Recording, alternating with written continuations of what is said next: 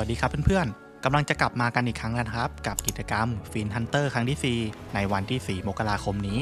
เดี๋ยวเราไปดูกันเลยนะครับกับข้อมูลเบื้องต้นของบอสในรอบนี้บอสรอบนี้จะมีชื่อว่า End of Nightmare โดยบอสรอบนี้จะเป็นธาตุแสงนะครับเดี๋ยวเรามาเริ่มกันที่สเตตัสบอสกันดีกว่าโดยสแตทหรือสกิลต่างๆที่จะเห็นในคลิปนี้เนี่ยจะเป็นของบอสเลเวล6ทั้งหมดนะครับก็จะเห็นว่าบอสรอบนี้เนี่ยไม่มีพลังป้องกันเลยทั้งการกายภาพและการเวทเหมือนครั้งที่แล้วและอีกจุดหนึ่งที่น่าพูดถึงก็คือบอสรอบนี้เนี่ยไม่ชนะทางหรือการธาตุไหนเป็นพิเศษนะครับเราก็จะสามารถใช้ตัวละครธาตุมืดลงต่อสู้ได้โดยไม่ต้องกลัวว่าจะโดนบอสตีแรงขึ้นมาต่อกันที่จุดอ่อนของบอสตัวนี้ครับโดยบอสรอบนี้เนี่ยจะมีจุดอ่อนถึง5จุดด้วยกันโดยจะแบ่งเป็นส่วนขา4จุดและส่วนลำตัวอีก1จุดครับโดยส่วนขาเนี่ยจะโดนดาเมจแรงขึ้น 50% และส่วนลำตัวเนี่ยจะโดนแรงขึ้น 100% ครับและบอสรอบนี้เนี่ยจะมาแบบแน่นๆเรียงติดกัน9ช่องก็จะทำให้ตัวละครที่มีขอบเขตการโจมตีแบบกว้างๆเนี่ยจะใช้งานได้ดีกับบอสตัวนี้ครับต่อไปเรามาเตรียมความพร้อมกันข้อแรกที่ต้องเตรียมเลยก็คือพวกอุปกรณ์ป้องกันเวทครับก็ให้เราทำให้สูงเท่าที่จะทำได้นะครับแต่ไม่ต้องเกิน 140% เอาไว้รับการโจมตีจากบอสโดยเฉพาะตัวดาเมจหรือตัวบัฟแบบที่ต้องไปยืนกลางวงอย่างไดอาน่าถ้ามีการเวทสูงพอเนี่ยก็จะทำให้เราเล่นได้ง่ายขึ้นครับส่วนตัวบัฟแบบทั้งสนามอย่างเฮเลนาหรือน้องแว่นอาริเนสจะทำการเวทแค่เท่าที่ไหวหรือไม่ต้องทำก็ได้ครับแต่ถ้าตัวดาเมจของเราเนี่ยทำของการเวทได้ไม่ถึง 50% แนะนำให้ไปใส่หมวกหรือชุดที่บวกเลือดแทนครับจะมีประโยชน์กว่าเพราะบอสตัวนี้เนี่ยจะมีท่าที่สามารถลดการเวทเราได้สูงถึง 50% อยู่ข้อที่2ใช้ตัวดาเมจที่เป็นธาตุมืดครับเนื่องจากตอนนี้เนี่ยมีบัฟโลกธาตุมืดอยู่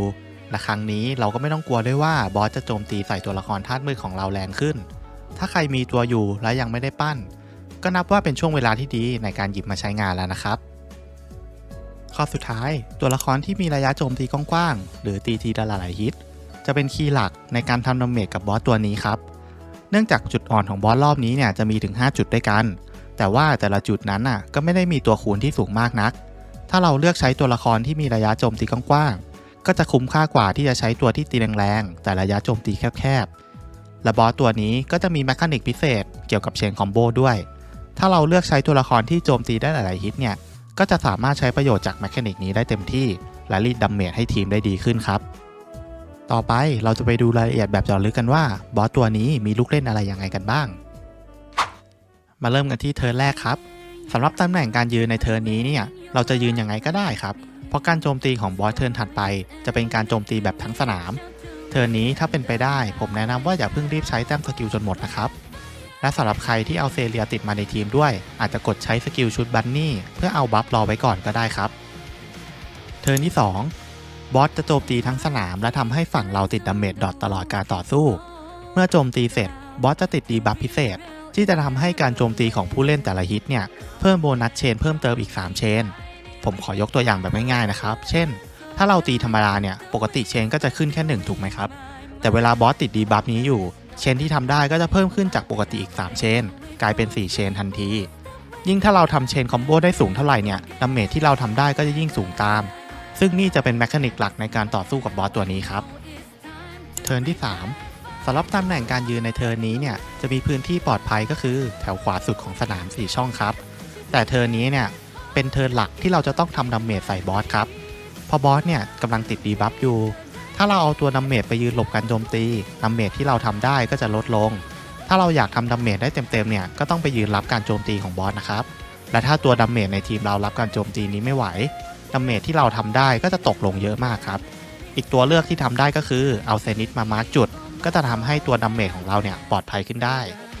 เทิร์นที่4บอสจะโจมตีฝั่งซ้ายของสนามและจะทำให้พลังป้องกันเวทของตัวที่โดนตีลดลง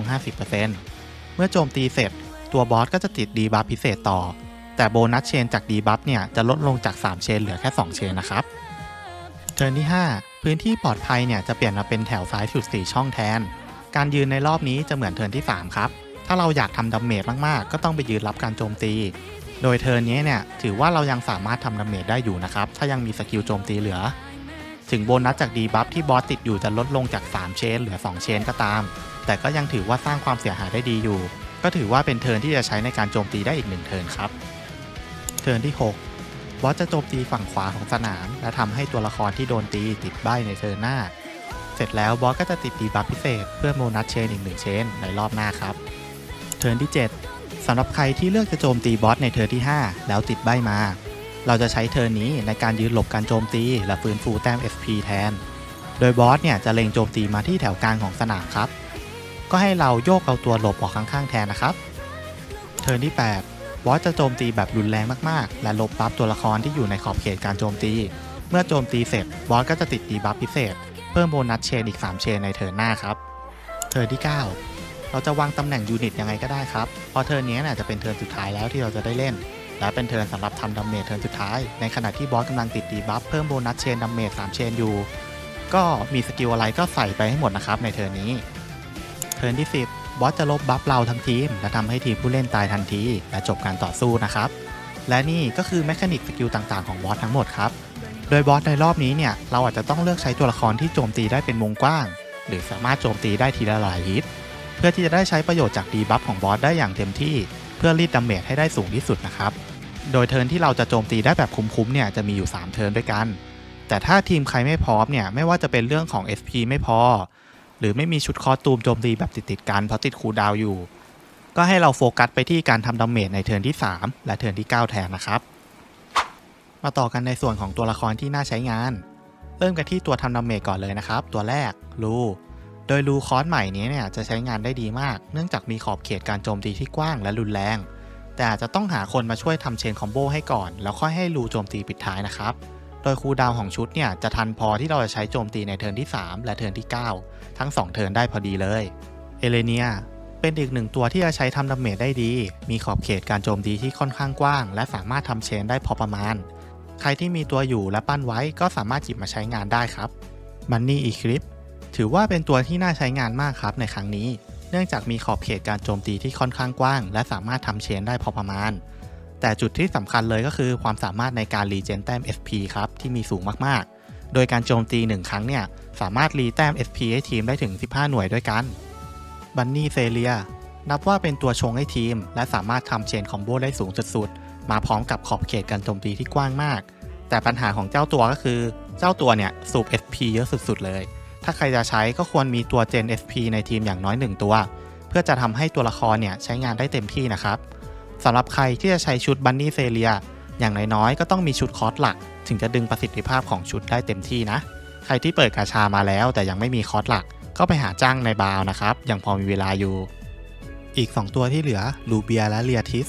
ทั้ง2ตัวนี้อาจจะไม่ได้เป็นธาตุมืดนะครับแต่ก็เป็นตัวทางเลือกในการทำเชนคอมโบให้ทีมก่อนที่จะใช้ตัวดาเมจหลักในการโจมตีซ้ำอีกครั้งหนึ่งทั้ง2ตัวมีขอบเขตการโจมตีที่กว้างและสามารถตีได้หลายฮิตก็จะเป็นตัวชงที่ดีให้กับทีมครับโดยคอร์สโจรสลัดของลูเบียก็ยังสามารถโจมตีบอสได้จากระยะที่ปลอดภัยได้อีกด้วยก็จะเป็นตัวที่ไม่ต้องการของกันเวทมากนะครับมาต่อกันกับตัวละครสายซัพพอร์ตหมวกแดงลูสามารถใช้สร้างเกราะและเพิ่มคิดเลทให้ทีมได้ดีช่วยทั้งด้านการเอาตัวรอดให้ทีมและด้านดาเมจในช่วงที่เราไม่ได้โจมตีในเทิร์นที่3และเทิร์นที่9ครับเฮเลนาซับทีมเวทใช้งานได้ดีทั้ง2คอสตูมช่วยทีมได้หลายด้านทั้งการทำดาเมจและเอาตัวรอดใครที่ใช้ตัวดาเมจเป็นตัวเวทก็จะเป็นตัวที่ขาดไม่ได้เลยครับครั้งนี้ไดอาน่าไม่ต้องพูดเยอะเป็นตัวท็อปเทียร์สำหรับคอนเทนต์นี้แค่ยืนสวยๆเพื่อนๆก็ตีแรงขึ้นแบบสุดๆเทิร์นว่างๆก็จิ้มรีเจน SP ให้ทีมนิดหน่อยแล้วตอนนี้ก็มีชุดใหม่ที่สามารถช่วยสร้างเกราะให้คนในทีมได้อีกช่วยลดความจำเป็นในการทำของกันเวทให้ทีมได้ระดับหนึ่งเซนิสมีเชนที่สูงทำให้ใช้ประโยชน์จากดีบัฟบอสได้ดีใช้ SP ต่ำใช้งานง่ายสามารถมาร์กจุดให้เพื่อนร่วมทีมและโจมตีจากพื้นที่ปลอดภัยได้แต่ข้อเสียของน้องก็คือน้องสามารถทำเชนได้แค่ช่องเดียวครับในแง่ตำแหน่งของคนชงอาจจะทำได้ไม่ดีนักเพราะตัวดาเมจหลักในรอบนี้มีแนวโน้มที่เราจะเลือกตัวที่มีขอบเขตการโจมตีที่เป็นวงกว้างอาจจะต้องการคนช่วยในเรื่องนี้เพื่อปิดจุดด้อยใครที่มีอยู่ก็สามารถพิจารณาเอาเข้าทีมได้ครับซาเม่ประโยชน์อาจจะไม่เยอะแต่ก็เป็นตัวที่ใช้ SP ต่ำในการบูสต์ดาเมจช่วงสั้นๆก็เป็นตัวเลือกสำหรับทีมที่มีปัญหาเรื่อง SP ไม่พอใช้นะครับในบางทีมมาปิดท้ายกันที่ตัวแบตเตอรี่ครับหรือตัวที่จะสามารถสร้าง SP ให้เพื่อนร่วมทีมในกรณีที่เรามีแต้มไม่พอใช้จะมีบางตัวที่สามารถทำได้แค่รีเจน SP อย่างเดียวเลยเช่นเฟียหรือลูเคเซียหรือทำดาเมจได้บ้างแบบคลาย ส่วนทีมไหนที่อยากได้ตัว FP แบบจ๋าๆเลยถ้าเป็นไปได้ผมแนะนำให้เลือกใช้ Bunny Equip ครับถึงแม้จะเล่นสายกายภาพก็ตามนะครับเพราะแค่บวก0เนี่ยเจ้าตัวก็สามารถรีเจน FP ได้สูงมากและถ้าเอามาแค่รีเจนอย่างเดียวเลยโดยไม่สนการทำดาเมจเนี่ยเราสามารถใช้ Equip ในการรี FP ในเทิร์นที่ 1 และเทิร์นที่ 7 ได้ถึง 2 รอบด้วยกันและนี่ก็คือทีมตัวอย่างคร่าวๆครับเอาไปลองปรับใช้กันดูกันอีกทีนะแล้วเพื่อนๆล่ะมีทีมที่คิดไว้สำหรับตัวเองกันบ้างหรือยังถ้ามีทีมในใจอยู่แล้วเนี่ยก็มาคอมเมนต์แชร์ทีมที่กะจะใช้เผื่อเป็นไอเดียให้สำหรับคนอื่นที่เข้ามาดูย้อนหลังกันได้นะครับและสำหรับใครที่ดูคลิปมาจนถึงตอนนี้และชื่นชอบเนื้อหาก็ฝากกดไลค์เป็นกำลังใจให้ช่องด้วยนะครับขอบคุณครับสวัสดีครับ